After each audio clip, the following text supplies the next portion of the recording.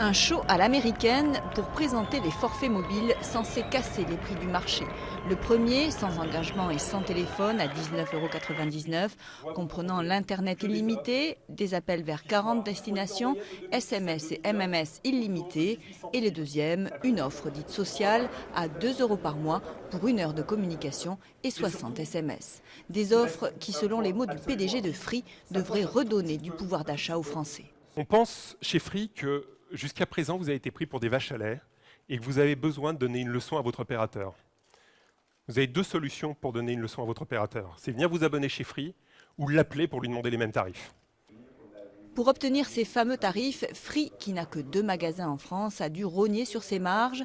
Mais à ces prix, son PDG affirme gagner encore de l'argent. Notre profit, on doit non pas le faire en augmentant nos prix, mais en baissant nos coûts de production. Et c'est vraiment là où est tout notre savoir-faire, tout en étant technologiquement toujours très en avance et innovant. Une méthode qui s'est avérée efficace en 2002. L'arrivée de la Freebox avait entraîné une baisse des tarifs de tous les autres fournisseurs d'accès à Internet.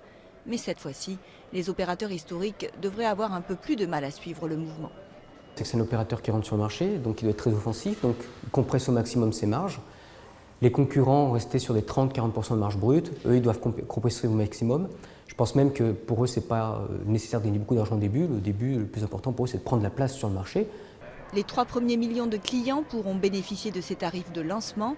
À la mi-journée, le site internet de Free Mobile n'était plus accessible pendant quelques minutes.